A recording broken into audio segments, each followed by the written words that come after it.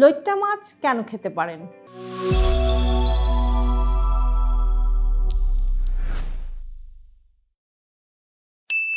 সস্তা কিন্তু পুষ্টিতে ভরপুর লইট্টা মাছকে অনেকে কম গুরুত্ব দেন, কিন্তু এটা আসলে দারুণ একটা হেলদি ফুড। লইট্টা মাছ বা বোম্বে ডাক বাংলাদেশের উপকূলীয় এলাকায় খুবই জনপ্রিয় একটি মাছ।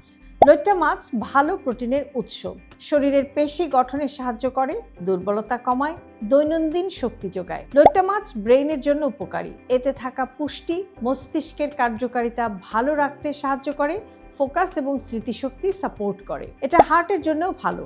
সামুদ্রিক মাছ হওয়ায় এতে ভালো ফ্যাট থাকে, যেটা কোলেস্টেরল নিয়ন্ত্রণে সাহায্য করতে পারে।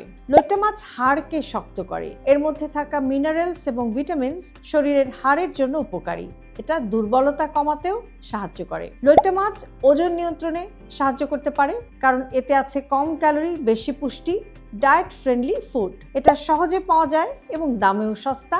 বাজারে সহজলভ্য, তুলনামূলক কম দামে ভালো পুষ্টি পাওয়া যায়। কিভাবে খাবেন? ভাজা, ঝোল অথবা ভাপা করে খাওয়া যেতে পারে, তবে বেশি তেল ঝাল এড়িয়ে চলুন।